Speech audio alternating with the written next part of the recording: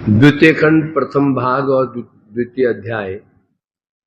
प्रसंग है तपलोक का।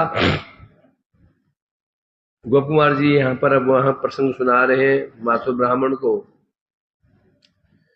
जो चतुसन ने इस प्रकार से तपलोक सत्यलोक के जो मालिक हैं, जो वहां के अधिष्ठाता है ब्रह्मा जी, उनके विषय में बताया और यह बताया कि हमारे वो पिता भी लगते हैं,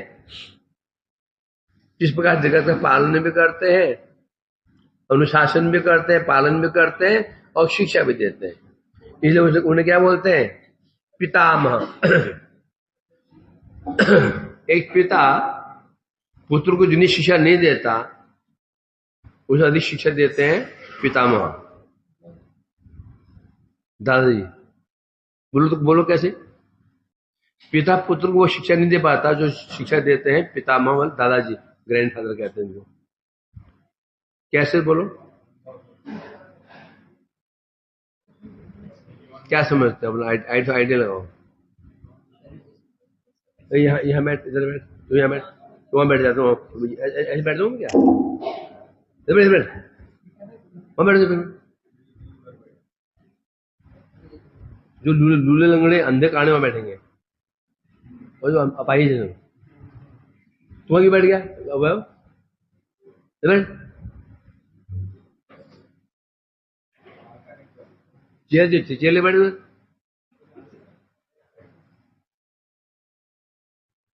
मुझे बोला था पिता पुत्र को जो शिक्षा नहीं दे पाता उसे अधिक शिक्षा देता है पितामह। कैसे देता है?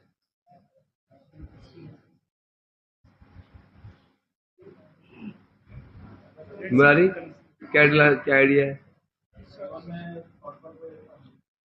पितामह जो शिक्षा प्रदान करते हैं, घरों में देखते हैं ना हम लोग, पितामह शिक्षा प्रदान करते हैं, उसमें उनकी अनुभूतियां होती हैं।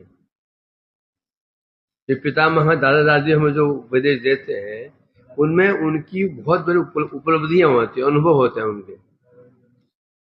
दूसरी बात है, पिता के पास समय कहाँ है उपदेश देने का?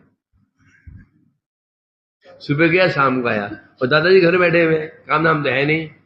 इधर आ, होता नहीं होता है?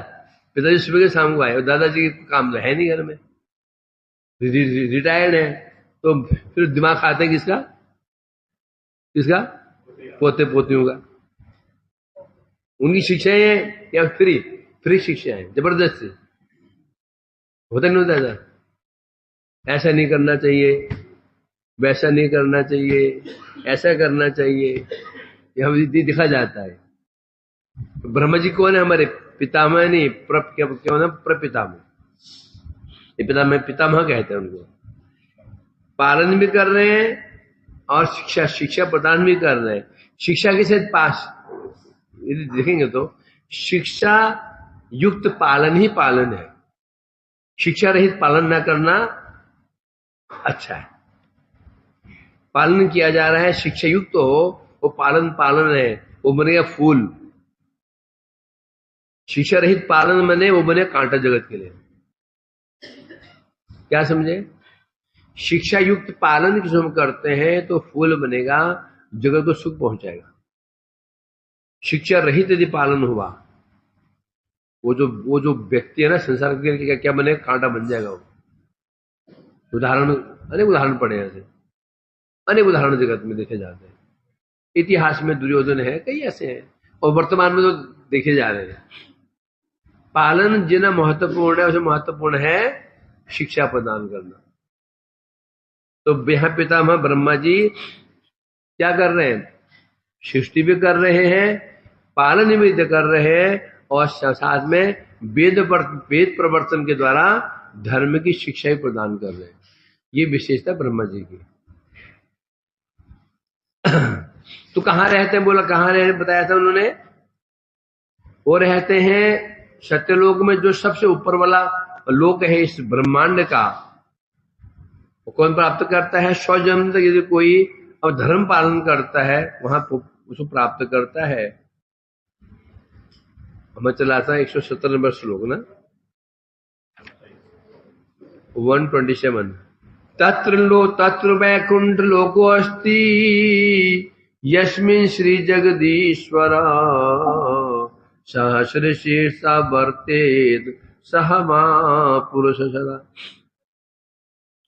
चतुर्संजी कह रहे हैं, हे गोप कुमार, वो जो लोक है ना, जो सर्वोपरि लोक है जिसका नाम है सत्य लोक, वहां वैकुंठ लोक भी है, जहां साक्षात जगदीश्वर भगवान निवास करते हैं, जो कैसे हैं, सहस्र शीर्षा। नाम क्या उनका? सहस्र शीर्षा नाम उनका है। वो भगवान वहां विराजमान रहते हैं। टीका में कह रहे थे कल। तो इस प्रकार से चतुर्सन सत्यलोक की महिमा बता रहे हैं। ये कहना चाहते हैं कि वहां जाने पर तुम्हारी इच्छा अवश्य पूर्ण हो जाएगी, क्योंकि चतुर्सन जान गए हैं ये जो गोप कुमार है इसका अधिकार हमसे कई अधिक है, ऊंचा अधिकार है। तो जो क्योंकि हम संतुष्ट हैं क्यों है? वे पूछे, जो चतुर्सन को पता है, उपदेश दे रहे हैं, तो वो स्वयं उससे ऊपर जाने की इच्छा उनकी क्यों नहीं हो रही है? अधिकार, जिसका जितना अधिकार होता है उसको वही अच्छा लगता है। लाभ उसको सिद्ध कर दो, नहीं जी वो अच्छा है, नहीं जी वो अच्छा है, नहीं जी अच्छा है, वो समझ गए। ये जो गोप कुमार है इसका अधिकार ऊंचा अधिकार है। जब ऊंचा अधिकार है तो ऊपर उठने में उसकी सहायता करनी चाहिए। और ये वही कर सकता है जिसमें स्वार्थ की भावना नहीं। इसलिए उनको उपदेश प्रदान कर रहे हैं, सत्यलोक की महिमा बता रहे हैं। तस्य पुत्री ब्रह्मा श्रूयते न च विद्यते ब्रह्मैव लीलया तत् मूर्तिभ्याम भाति नो मतम। श्रूयते, चतुर्सन कह रहे हैं, श्रुतियों में सुना जाता है, वेदों में सुना जाता है। कौन? ब्रह्मा पुत्र इव तस्य, ब्रह्मा पुत्र इव तस्य। ब्रह्मा जी वो जगदीश्वर भगवान वो निवास करते हैं, विराजते हैं, जो सहस्र शीर्षा पुरुष हैं, उनके पुत्र इव, पुत्र की भांति हैं, पुत्र इव भांति हैं। ये कहां लिखा हुआ है? वेदों में लिखा हुआ। अतः न च विद्यते, इस दोनों में कोई भेद नहीं है। बोल कैसे? ब्रह्मेव लीलिया तत्र मूर्तिभ्याम भाति नो मतम। नो मतम हमारा यह मत है। नो मन क्या होता है? नो मने हमारा होता है। देखो ये संस्कृत है। न मने नहीं, विसर्ग लग गया, न मने हम। ये विचित्र संस्कृत है। जो नौ है ना, न मने नहीं, विसर्ग आगे लग जाए तो फिर नो। अहम जो धातु, अहम जो शब्द है उसमें नो बन जाता है। बता रहे हैं नो मतम, हमारा ऐसा सिद्धांत है। ब्रह्मा एव लीला तत् मूर्तिभ्याम, ब्रह्मा ही लीला वशतः मूर्तिभ्याम भांति दो मूर्तियों में प्रकाशित हो रहे हैं। यदि श्रुतियां कह रही हैं वे जो ब्रह्मा जी हमारे पिता चतुर्मुख ब्रह्मा जी हैं, ये भगवान के पुत्र की भांति हैं, और चतुर्सन कह रहे हैं हमारा तो ये मत है, हमारे सिद्धांत तो यह है कि ये जो ब्रह्मा ही लीलावशतः दो रूपों में प्रकाशित हो रहे हैं। तो ये कह टीका में कह रहे यदि आपत्ति हो, उस सत्यलोक में जगदीश्वर साक्षात विराजमान है, तो किस प्रकार से ब्रह्मा का उस लोक के स्वामी और महात्मा वर्णन किया गया? जैसे आपने स्वयं कहा कि सत्यलोक में वैकुंठ विराजमान है, उस वैकुंठ लोक में भगवान में साक्षात भगवान श्री हरि जगदीश्वर विराजमान है। यदि ऐसा है तो उस लोक में महिमा किसकी हो गई? किसकी महिमा हो गई? महिमा होगी जगदीश्वर की। तो ये ब्रह्मा जी का फिर महत्व क्या रहा? वहां के मालिक कौन हो, स्वामी कौन हो गए? जगदीश्वर। फिर आपने कहा परमेष्टि है, परमेश्वर मतलब परम इष्ट, इष्ट मतलब होता है सर्वश्रेष्ठ, वहां के जो सर्वश्रेष्ठ हैं। तो फिर ब्रह्मा जी जो परमेष्टि में फिर कैसे हो सकते हैं? फिर वहां के स्वामी कैसे बन सकते हैं? स्वामी तो फिर ये बोलना पड़ेगा, स्वामी वहां स्वामी कौन? वहां के स्वामी है जगदीश्वर सहस्रेशा पुरुष, वहां के स्वामी है। फिर शास्त्र क्यों बोलते हैं ब्रह्मा जी के लिए परमेष्टि क्यों बोला जाता है? मानो ऐसा आशंका की, इसके उत्तर में चतुर्सन कह रहे हैं क्योंकि चतुर्सन बड़े बुद्धिमान है, साधारण नहीं है। बुद्धिमान व्यक्ति ये लक्षण होता है, सामने वाला क्या प्रश्न उठा सकता है, सामने वाला व्यक्ति क्या प्रश्न उठा सकता है, उसे पता होता है। एक योग्य वक्ता, उसे क्या लक्षण है, मैं जो बोल रहा हूं इसमें से सामने वाला कहां पर कौन सा प्रश्न उठा सकता है, वो जानता है। ये होती योग्य वक्ता की अनुभूति, अनुभव युक्त वक्ता की ये अनुभूति होती है। और समझ गए ये प्रश्न कर सकता है ये प्रश्न करेगा, क्या प्रश्न कर सकता है? जब परमेष्टि कह रहे हैं, परमेश्वर होता है सर्वश्रेष्ठ पद, यदि ब्रह्मा जी हैं तो फिर वहां के जो निवासी कौन, भगवान भी कैसे हो सकते हैं? या भगवान वहां के मालिक हैं, ब्रह्मा कैसे हो सकते हैं? इसके उत्तर में कह रहे हैं, क्या कह रहे हैं? पुत्र इव, पुत्र की भांति, है ना। पुत्र इव शब्द से यह सूचित होता है, लौकिक रीति से या श्रुति आदि सुना जाता है। लौकिक रीति क्या होता है? जिससे जन्म होता है उसे पिता बोल देते हैं, जो जनक होता है और जो जन्म लेता है उसे पुत्र बोल देते हैं। तो सामान्य रीति यही है। तो भगवान के नाभि कमल से जन्म हुआ ब्रह्मा जी का, इसलिए ईव कहा, जब नाभि कमल से हुआ ना, तो पुत्र हुए भी नहीं हुए, समान पुत्र ईव कहा, समान हुआ तो ये है लौकिक रीति। और श्रुतियों में यही कहा जाता है, ब्रह्मा सहस्र से सब महापुरुष के पुत्र के समान है, किंतु तत्व विचार से ऐसा नहीं। चतुर्सन कह रहे हैं, ये तो श्रुति में कहा गया, लौकिक रीति में कहा गया, परंतु तत्व विचार से ऐसा नहीं जाना जाता। कारण क्या है?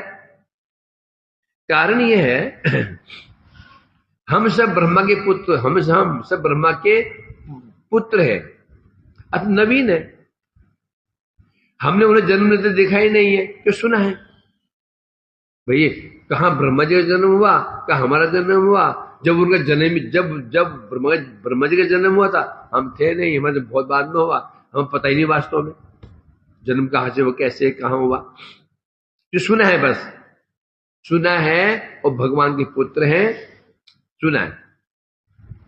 यदि आपत्ति हो, ब्रह्मा यदि महापुरुष के पुत्र हैं, तो पुत्र का पिता के प्रति पूज्य पूजक भाव भेद प्रतीत होता है।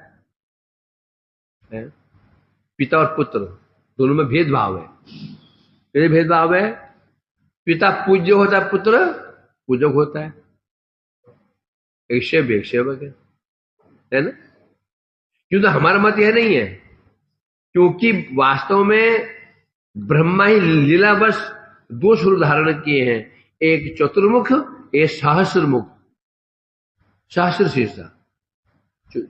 वास्तव में ब्रह्मा के ही दो स्वरूप बता रहे हैं, एक चतुर्मुख के रूप में है, दूसरे सहस्र शीर्षा भगवान के रूप में।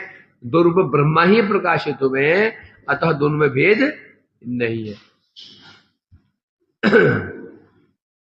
और अगला लक्षण क्या है? ब्रह्मा में भी जो लक्षण लिखे जाते हैं, क्या लक्षण? जगदीश्वर तक लक्षण लिखे जाते हैं। ब्रह्मा जी जो लक्षण लिखे जगदीश्वर तक है, जो लक्षण जगदीश्वर के हैं वो लक्षण ब्रह्मा में दिखे जा रहे हैं। इसलिए दोनों में अभेद प्रतीत होता है। जो लक्षण ब्रह्मा भगवान के हैं वो लक्षण ब्रह्मा जी के अंदर देखे जा रहे हैं। हमारा मत तो यही है दोनों में अभेद है। तो जो भगवान के पुत्र हैं ये तो वेद शास्त्र कह रहे हैं, जो हम अनुभव कर रहे हैं चतुर्षण कह रहे हैं। ये कौन कह रहा है? ये चतुर्षण कह रहे हैं। हमारा अनुभव ये कह रहा है दोनों में भेद है ही नहीं। श्री गोप कुमार उवाच तश्रुत्वा तत्र गत्वा तम महापुरुषमीक्षितुम जपम कुर्वंस्तपो लोके निविष्टो अंत समाधिना मुहूर्तानंतरम दिष्टि चमुन्मिल्लिवलोकयम् लोकाप्तमान आत्मानम तम च जगदीश्वरम। गोपकुमार जी कह रहे हैं किसे कह रहे हैं? किसे कह रहे हैं? माधव ब्राह्मण से कह रहे हैं।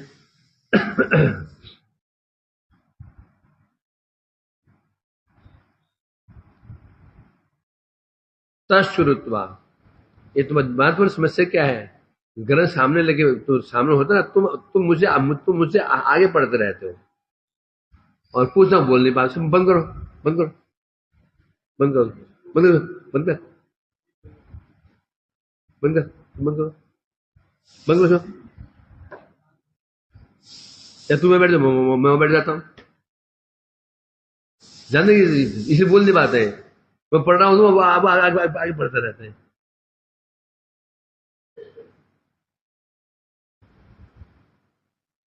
बंदे की आवाज जो पढ़ जा रहे वो कमरे में बैठे पढ़ना, यहां नहीं पढ़ना। क्या सुनते रहो बचो, क्या नहीं हो जाएगा।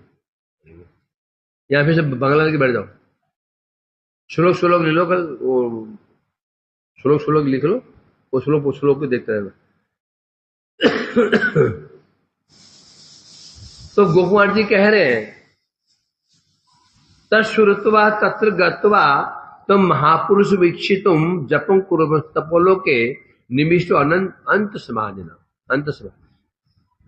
हे माधव ब्राह्मण, यह सुनकर के ब्रह्मा जी के लोक की महिमा सुनकर के, ब्रह्मा जी की महिमा सुनकर के उन महापुरुष वीक्षितुम, उस महापुरुष के दर्शन की मेरी इच्छा, इच्छित मतलब दर्शन की इच्छा जग गई।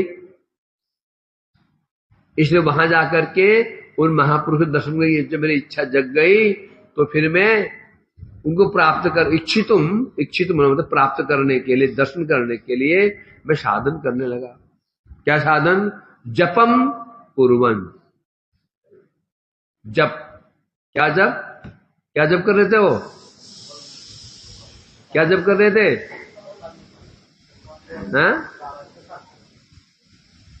दशाक्षर मंत्र है, और जब कर रहे थे जपन कुर्वन्। जब मैं जप कर रहा था, करते करते ही तपोलोके निविष्टो अंत समाधिना, जैसे मैं समाधिस्थ होकर के मैं मंत्र जप करने लगा, मुहूर्त अनंतरम, एक मुहूर्त के बाद ही वो समझने लगा, एक मुहूर्त के पश्चात ही, एक मुहूर्त के बाद ही दृष्टि समुन्मिल्य, जैसे मैं अपने नेत्र उन्मिलन के नेत्र खोले, समाधि में आंखें बंद रहती है, आगे बंद कर रखे थे, जब नेत्र उन्मिल्य मतलब नेत्र खोले तो व्यलोकयम, तो मैं क्या देखा, मैंने क्या दर्शन किया? व्यलोकयम ब्रह्मलोकाप्त कामम। मैंने क्या देखा?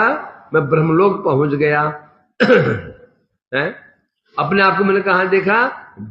ब्रह्मलोक में देखा। तंच, और उनको भी कहने से श्री जगदीश्वरम, और मैं वहां जाकर उनको भी अपने वहां जब देखा तो वहां भगवान जगदीश्वर के भी मुझे दर्शन हो गए। श्रीमत् सहस्र भुजा शीर्ष पदम महांतम नीलांबुदम नीलांबुद आभम अनुरूप विभूषणाढ्यम तेजो निधिम कमल नाम अनंत भोग तल्पे शयानम किलाक्ष मनोभिराम। उनका स्वरूप कैसा था? श्रीमद सहस्र भुज शीर्ष पदम महानतम। उनका विग्रह कैसा? विराट विग्रह था। जैसे श्रीमद सहस्र भुजम, श्रीमद सहस्र पदम, सब श्री में लगेगा।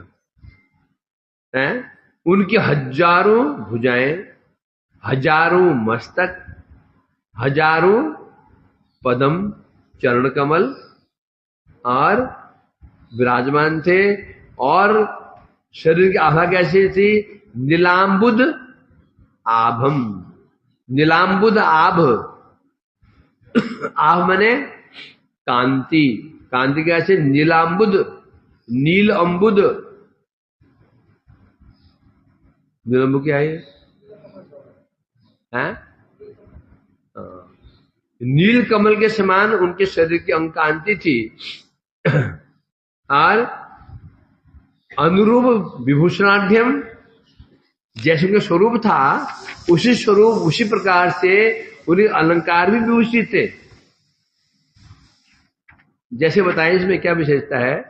नीलांबुद आभम अनुरूप विभूषणाढ्यम। यह महत्वपूर्ण अनुरूप, अनुरूप जैसी अंग कांति थी उसके अनुरूप आभूषण भी थे। यानी कि उल्टा पुल्टा पहन लिया। जैसे उनके शरीर की कांति नील अंबुद है, नीलाभ है श्याम वर्ण के, तो अलंकार भी उससे ही अनुरूप, ये उनको सौंदर्य बढ़ जाए। नहीं तो क्या होता है? सौंदर्य खत्म हो जाता है।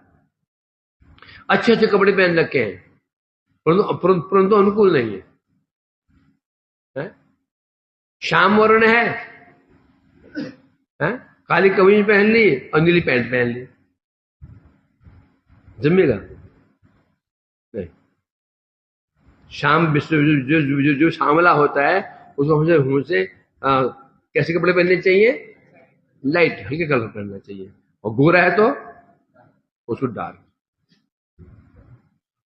अच्छा लगता है। एक बार हम तो ये श्रृंगार करते हैं ना, ड्रेस भी हरी होती है और पीछे वो पर्दा होता है वो भी कुछ डार्क कलर कर देते हैं, और वो डार्क वो पर्दे के चक्कर में वो ड्रेस की शोभा ही खत्म हो जाती है। ड्रेस यदि डार्क कलर हो तो पीछे जो पर्दा होना चाहिए हल्का कलर होना चाहिए। ड्रेस पर्दा हल्का है तो ड्रेस पोशाक गाढ़ी होनी चाहिए। ये अनुरूप कहते हैं इसको। तो जैसे उनके शरीर की अंग कांति थी उन्हीं के अनुरूप विविध प्रकार के अलंकार से विभूषित थे। और क्या विशेषता थी? तेजो निधिम, तेज के निधि स्वरूप। तेज बने सैकड़ों सूर्यों के समान तेज शरीर से झलक रहा था। सूर्य कोटि सम है आभ, स्वर्ग सतकोटि सूर्य सम आभ हो गए थे ना। सैकड़ों सूर्य के समान तेज शरीर झलक रहा था। और क्या विशेषता थी उनकी? कमल नाभम, कमल नाभम, उस नाभि से, नाभि में कमल विराजमान था, नाभि में कमल विराजमान था। उसका कमल हमारे नाभि में लगा रहता है उनका, नाभि उनका कमल नाभ, अरविंद नाभ। इस श्लोक में ना अरविंद नाभ की अष्टक में अरविंद नाभ आया क्या?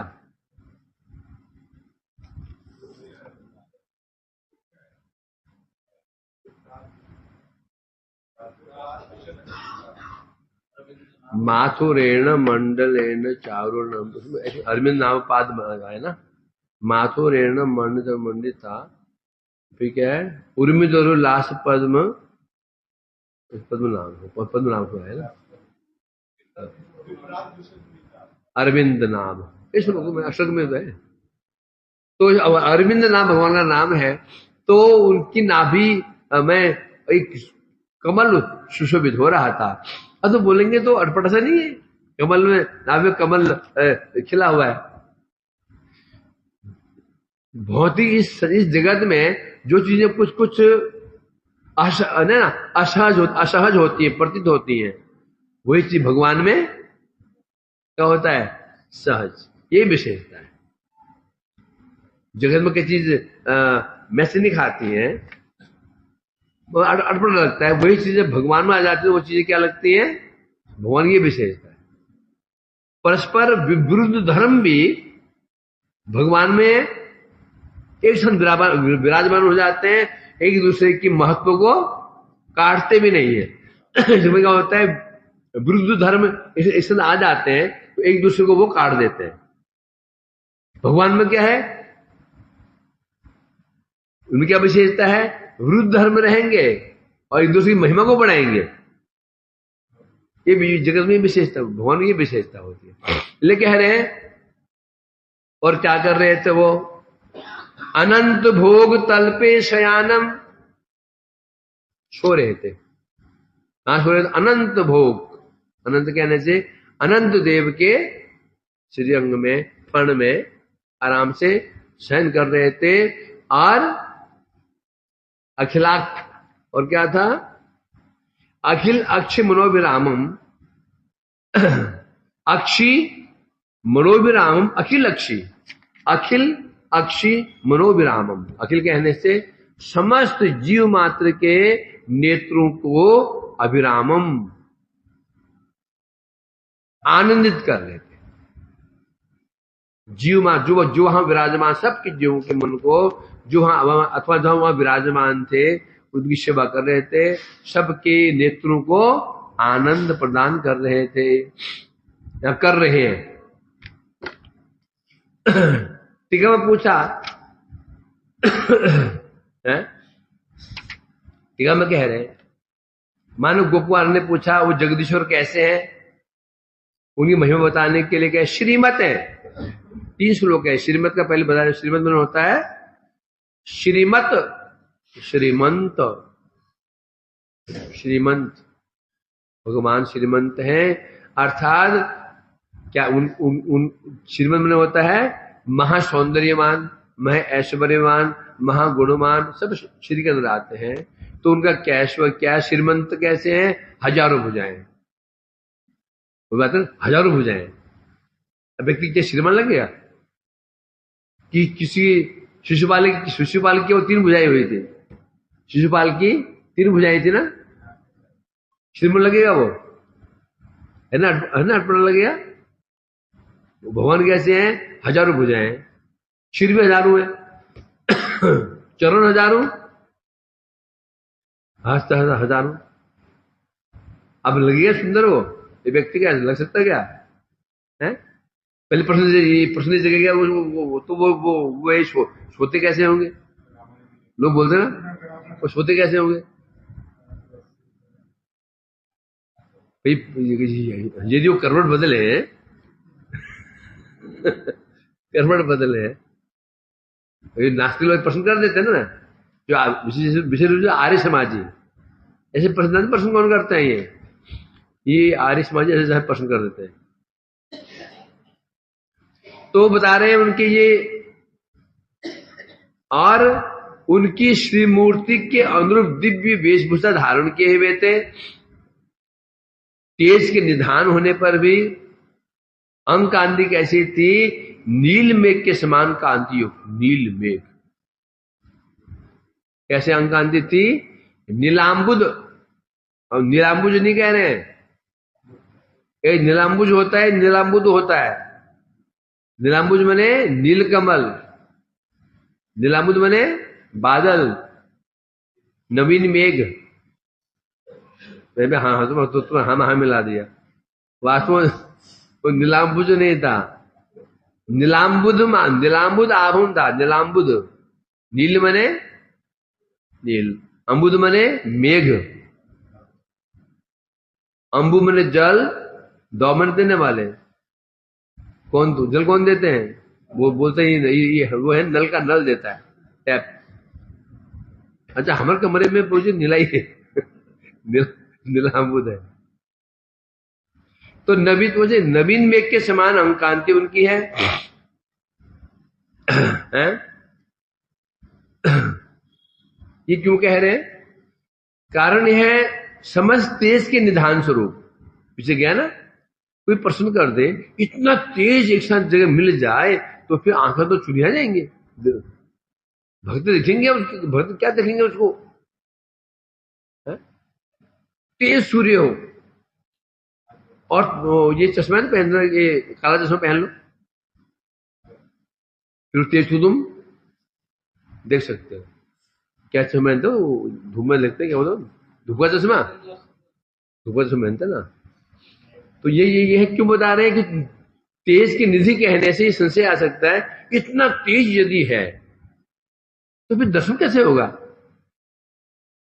कोटि सूर्य सम प्रभा यदि कह दिया जाए, एक सूर्य के प्रभा को तो हम देख नहीं सकते हैं, और कोटि शत सूर्य प्रभा हो जाए तो बता रहे हैं निधान होने पर भी कांति कैसी थी?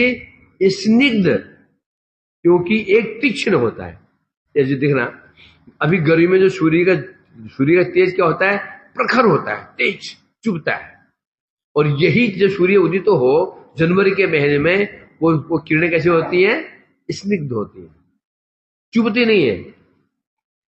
अभी क्या होती है? चुभती है, प्रखर किरणें होती हैं। यही सूर्य हो, जनवरी का महीना हो, उसमें कैसे लगती हैं? चुभती नहीं उसमें, यदि स्निग्ध कहते हैं। तो यहां कह रहे हैं तेज होने पर भी अंग कांति कैसी थी? स्निग्ध मेघ, नील मेघ क्या करते हैं? स्निग्ध होते हैं। तेज क्या होता है? तेज क्या करता है? ताप प्रदान करता है। तेज ताप प्रदान करता है। तेज का मतलब ताप। तो तेजवान होते हुए भी अंग कांति कैसी है? अंबुध,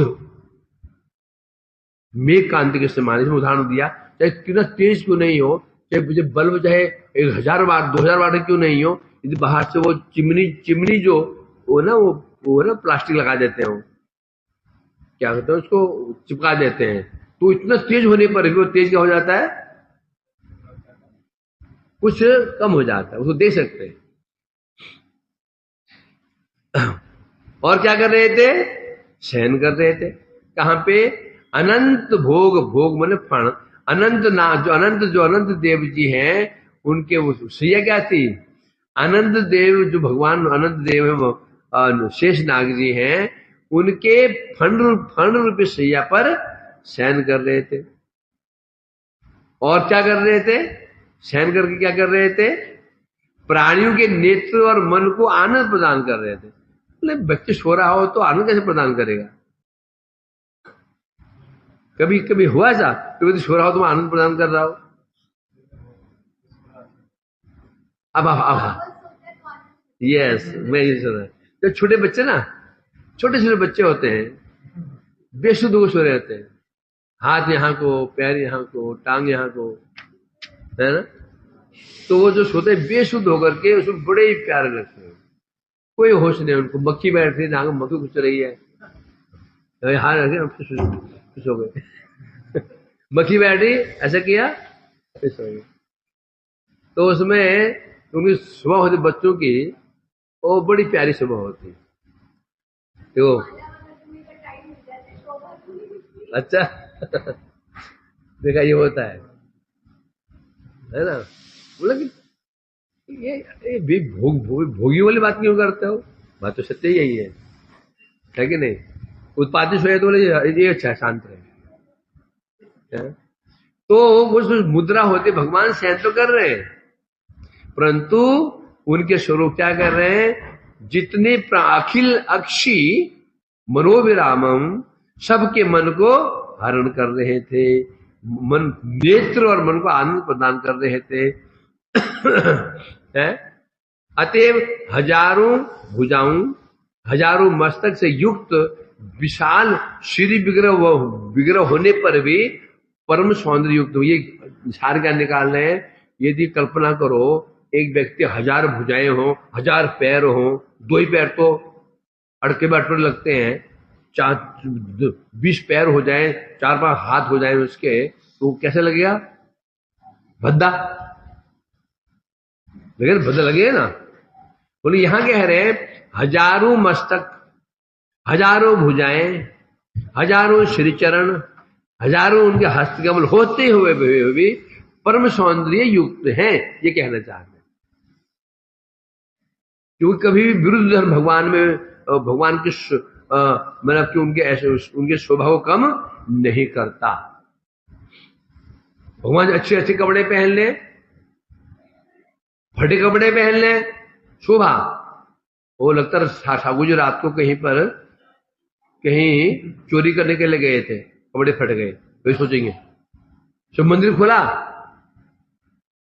तो कपड़े फटे हुए, पुजारी ने गलती, श्रृंगार रात को हुआ तो ध्यान दिया नहीं, झोंक में था, उसने फट कपड़ा पहना दिया। अब 10 लोग क्या देखेंगे? तुम क्या सोचोगे? अपनी कोई बोले ना चूहे ने पुत्र दिया होगा, कोई बड़ा भक्त नहीं ठाकुर जी कहीं रात को कहीं किसी गीत गोपी गीत सुनने के लिए गए होंगे कहीं पे, जमुना पल्ली पार कहीं पे, होगा नहीं होगा? जैसे जागी रही भावना, जैसे कोई पुजारी पोसेगा, फिर बंसी नहीं पहने, वो नहीं पहना ही बोले कहीं तो रास में छोड़ के आए, रोज ये छोड़ छाड़ के भाग के आगे होंगे वहां पे। वो तो करते हैं ऐसा, अमल नहीं करते, करते ऐसा ही है। तो तात्पर्य यह है, ऐसे विचित्र स्वरूप होते हुए भी परम सौंदर्य युक्त है। तात्पर्य कहने का ये लास्ट में ये इसका अनेन सहस्रभुषाद्युक्त महा आकारत्व, महान आकार, विचार करोगे तो ये आकार क्या है? यह आकार क्या है? ये कौन सा आकार बनेंगे इसको? ये कौन सा आकार बनेंगे? ये विचार करेंगे तो ये विभत्सी माना जाएगा ना, ये विभत्सी मानोगे इसको? विशाल लंबे भुजाएं, हजारों सिर, हजारों हाथ पैर उसके, नहीं माना जाएगा? ये माने क्या? मतलब जो दिख रहा आदमी डर जाए। और तो कह रहे हैं महाआकार तो भी, ऐसे महाआकार होते हुए भी परम सौंदर्य युक्तम, परम सुंदरता से युक्त थे, सुशोभित हो रहे थे। यहां पर टीका में स्पष्ट कह रहे हैं संवायमान चरणम रमया सुपर्णे बद्धांजलो के दिशम विधिनार्चमानम भूयो विभूति वीरमुम बहुलालयंतम श्री नारद प्रणय भक्ति सुदत्त चित्तम। और क्या स्वरूप था? अब ब्रह्मा जी, अब गोकुमार जी कह रहे हैं, हे गो ब्राह्मण कुमार, हे मातु ब्राह्मण, मैंने क्या देखा? सहवायमान चरण रमया, रमा जी, लक्ष्मी जी, रमा देवी उनके चरण सेवा, चरण पाद सम्मान कर रहे थे, चरण सेवा कर रही थी। उनके चरणों को रमा देवी ने गोदी में लेकर के धीरे धीरे नर्म हाथों से चरण सेवा कर रहे। सुपर्णे बद्धांजलो, सुपर्ण मने पक्षी, पक्षीराज गरुड़ जी, उनके निकट हाथ जोड़कर खड़े हैं। आदेश की प्रतीक्षा करें, पंडित कब कौन भक्त कहां से बुलाएं, पुकार में जाना पड़ जाए तो वहीं खड़े रहते हो, ये जाते नहीं है। गरुड़ जानते हैं मेरे प्रभु ऐसे है ना, रात 12 बजे बुलाएं तो चल पड़ेंगे। यूनिवर्सिटी में आता हूँ, थोड़ा विश्राम करके आता हूँ, 12 बजे आऊंगा नहीं। गरुड़ जानते, क्योंकि सेवक प्रभु का स्वभाव जानता है, गरुड़ जानते में प्रभु का स्वभाव है, जब बुलाएंगे तो उतने भागेंगे। इनको मुझे बुलाने का भी समय नहीं मिलेगा, ये ऐसे भाग पड़ेंगे। गरुड़ जी पहले खड़े रहते थे, प्रभु कष्ट, इसे कहते हैं सेवक। तो कहते हैं सुपर्ण बंधांजलो, बद्ध अंजलो है। तो गरुड़ जी हाथ जोड़ खड़े हैं। कीदृशं विधिनार्चमानम, और खड़े हैं और भगवान में उनको कैसे देख रहे हैं? कीदृशं, उनके हाथ जोड़े खड़े हैं गरुड़ जी, और भगवान उनकी ओर कृपा दृष्टि पात कर रहे हैं गरुड़ जी की ओर। है? और विधिना अर्च्यमानम, विधिना अर्च्यमानम, विधि मतलब ब्रह्मा, ब्रह्मा के द्वारा अर्चित हो रहे हैं। ब्रह्मा जी उनकी अपने प्रभु की अर्चना पूजा कर रहे हैं। भूयो विभूति भी अमुम भोला लालयंतम, और भगवान जगदीश्वर भी नाना प्रकार से विभूति भी अमुम बहुम लालयंतम, अमुम मैंने कुछ ब्रह्मा जी का जो ब्रह्म पूजा कर रहे हैं, भगवान वो स्वयं भगवान उस ब्रह्मा जी का विविध प्रकार से बहु लालयंतम, बहुत लालन कर रहे हैं, मानो उनको आशीर्वाद भी दे रहे हैं, उनका भी उनके सिर पर हाथ भी घुमा रहे हैं। बोलेंगे तो जब चरण दबा रही हैं, जब वो एक साथ कैसे कर रहे हैं काम भाई, उनके कोई मुख एक मुख तो है नहीं, मुख कितने हैं, हजारों मुख है। नेत्र है, दो नेत्र देख रहे हैं गरुड़ जी को, दूसरे देख रहे हैं ब्रह्मा जी को, पहले बोल दिया असमंजस है, असमंजस है ही नहीं है, भगवान एक है और सब कृपा कैसे कर रहे हैं, तो बता रहे हैं ये भगवान की भगवत्ता होती है। और नारद प्रणय भक्ति सुदत्त चित्तम, अब जो नारद आदि जो भक्ति वृंद विराजमान थे, वो क्या कर रहे थे, वो भगवान के आगे नृत्य गीत कर रहे थे, कोई नृत्य कर रहे हैं, कोई गान के उनको उनकी महिमा गुणगान कर रहे हैं, इस प्रकार से अपनी प्रेम भक्ति को प्रकाशित कर रहे थे नारद आदि। और जगदीश्वर भी, और जगदीश्वर क्या कर रहे थे, भक्ति सुदत्त चित्तम शब्द है ये, प्रणय भक्ति दत्त चित्त, ये लाइन बड़ा महत्वपूर्ण लगी मेरे को। नारद प्रणय भक्ति सुदत्त चित्तम, प्रणय भक्ति सु प्रेम भक्ति के प्रति नारायण चित्त को दे रहे थे। मतलब क्या, ऐसी सेवा हो, भगवान भी उस सेवा के प्रति क्या क्या करें, अपने चित्त को दे दे, मन को दे दे। सेवक ऐसी सेवा करे, उस सेवा ऐसे सौंदर्य हो कि वो सेव्य भी सब अपने मन को हटा करके मन कहां दे दे। शिष्य ने बहुत अच्छे पकवान बनाए, गुरु जी को दिया। सुबह जेठ के महीने में लाइट भी नहीं थी,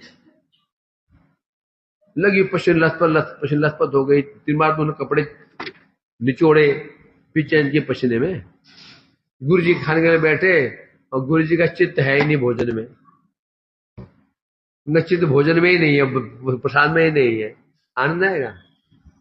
दत्त चित्तम अर्थात गुरु जी पूरा चित्त पूरा मन वहां दे दिया। वाह क्या खीर बनी है, क्या पकौड़ियां बनी है, क्या ये बना है, क्या वो बना है, इसे कहते दत्त चित्तम।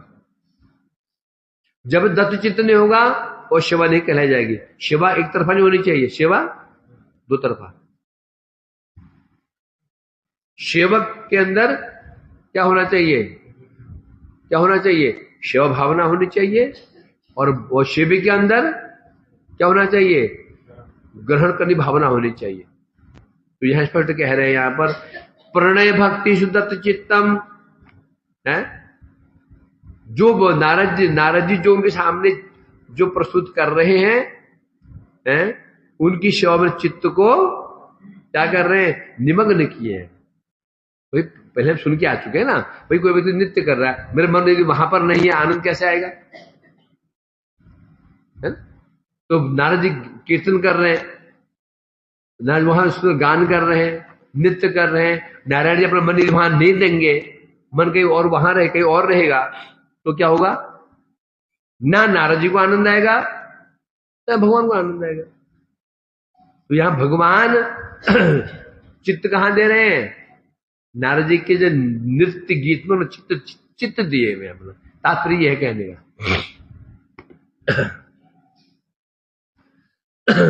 कुछ और भी कह रहे हैं, रमा देवी उनकी चरण सेवा कर रही है, गरुड़ हाथ जोड़ करके सेवा की प्रतीक्षा कर रहे हैं। प्रतीक्षा क्या शब्द है, प्रतीक्षा। प्रति में क्या छिपा हुआ है, उत्कंठा।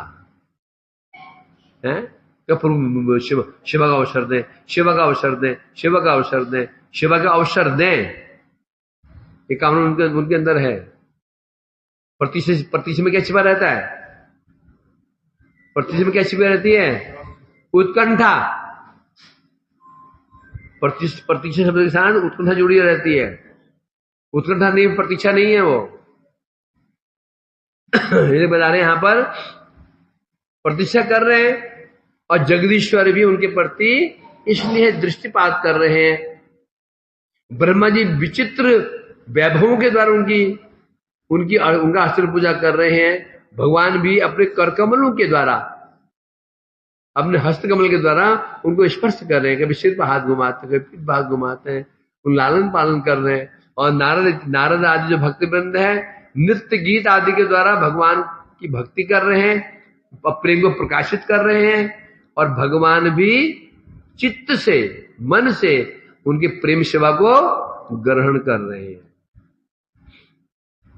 ये बड़ी महत्वपूर्ण, सेवा करना बड़ी महत्वपूर्ण है। हम सेवा कर रहे हैं, उस सेवा को ग्रहण किया जा रहा है कि नहीं, महत्व इस बात का होता है। महारहस्यम निगमार्थत्वम स्वमुक्ति मार्गम कमलासनाय शनैर्विवृत्तोऽपि दिशन्तमन्तम् अनंतर निजालयेन्द्रस्य विराजमानम। महारहस्यम निगमार्थ तत्वम स्वमुक्ति मार्गम कमलासनाय। कमलासन कौन? कमलासन क्या हो कहते हैं? कमलासन उसमें है ना, कमलासन में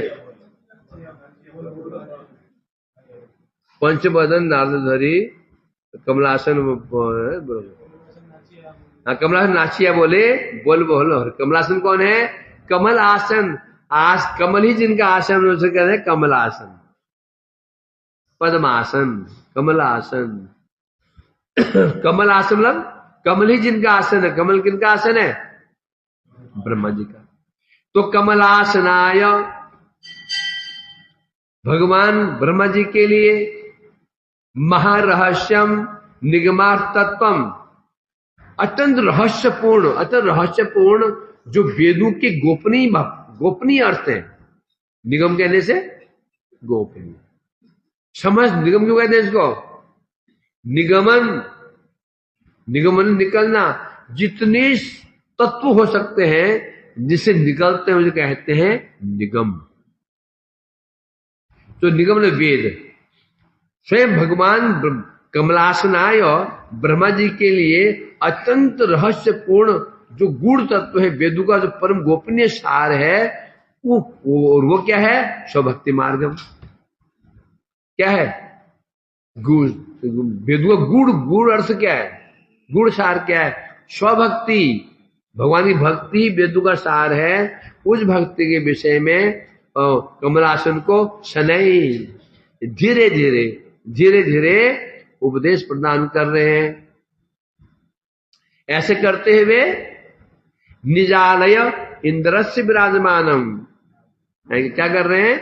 निजालय, अपने निवास स्थान अपने करके, अपने निवास स्थान को प्रकाशित करके उसमें विराजमान हो रहे हैं। वांछा कल्पतरुभ्यश्च कृपा नाम। हरे कृष्णा